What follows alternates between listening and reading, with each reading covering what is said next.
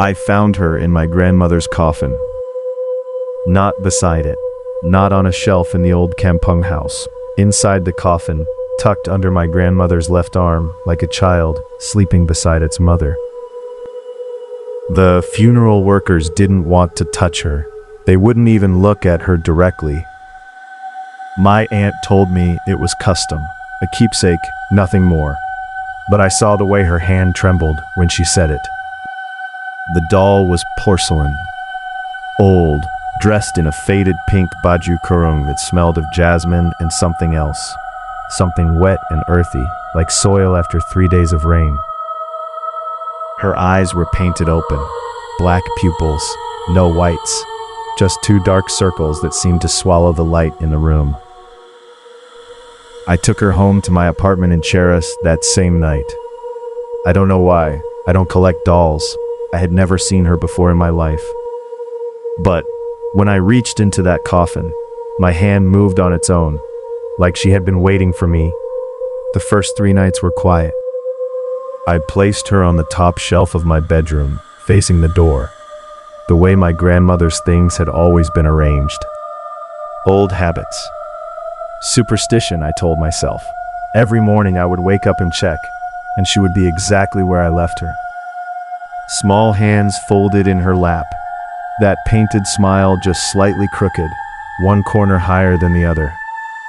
On the 4th night, I woke at exactly 3:17 a.m. to the sound of something rolling across my bedroom floor. A marble, small glass, the kind children play with in the kampung. It rolled from the direction of the shelf, across the tiles, and stopped against the leg of my bed. It was cold, colder than the air conditioning could explain. And when I looked up at the shelf, the doll's left hand, which had been folded in her lap for 4 days, was now resting palm up on her knee, open, waiting. I told myself I must have knocked the marble off when dusting. I couldn't remember dusting. I put the marble back in her palm and went to sleep. The next morning, the doll was facing the wall. I called my mother. She went quiet for a long time when I mentioned the doll. Then she said something that made the back of my neck go cold. Your grandmother was a bomoh before she married. Did anyone tell you that? No. No one had told me that. And that doll, it wasn't a toy saying. It was a penunggu, a vessel. I asked her what it was meant to hold. She hung up. That night, I didn't sleep at all. I sat in the living room with every light in the apartment turned on, watching the bedroom door. At 3:17 a.m., the same time as the night before, I heard it. Not a marble this time.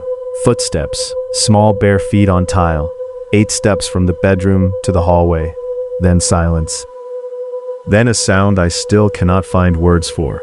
A child's voice speaking from inside the bedroom, saying something in a language I don't understand but somehow recognized in my bones. When I finally opened the door at sunrise, the doll was sitting in the center of my bed, facing the door, smiling. I drove back to the kampung that same morning. My grandmother's sister, my nenek saudara, still lives in the old house. When she saw the doll wrapped in the cloth in my hands, she stepped backward so fast she nearly fell.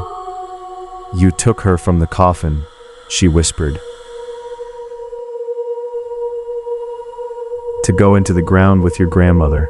That was the arrangement. The arrangement with what? She wouldn't answer. Instead, she told me to wait. She went into the back room and came out with a photograph. Old, creased, yellowed at the edges. It showed my grandmother as a young woman, maybe 19, standing in front of this same house, and in her arms, cradled like an infant, was the doll. The exact same doll. Same baju kurung, same crooked smile, same black, lightless eyes. But the photograph was dated 1963. The doll had not aged a single day. And beneath the photograph, in my grandmother's handwriting, 4 words. Jangan lepaskan dia. Don't let her go. I still have her. She sits on the top shelf of my apartment, facing the door. Every morning I wake up and she is somewhere new. Ta-da-da-da. Sometimes on the kitchen counter, once on the balcony railing, 12 floors up, looking down at the LRT tracks. I have stopped moving her back. I have stopped trying to understand what she wants. I only know what my grandmother wrote. Don't let her go. So I won't, but sometimes in the quiet hours between 3 and 4 a.m., when the marble rolls across the floor and small bare feet cross the hallway toward my bed, I wonder which one of us is keeping the other.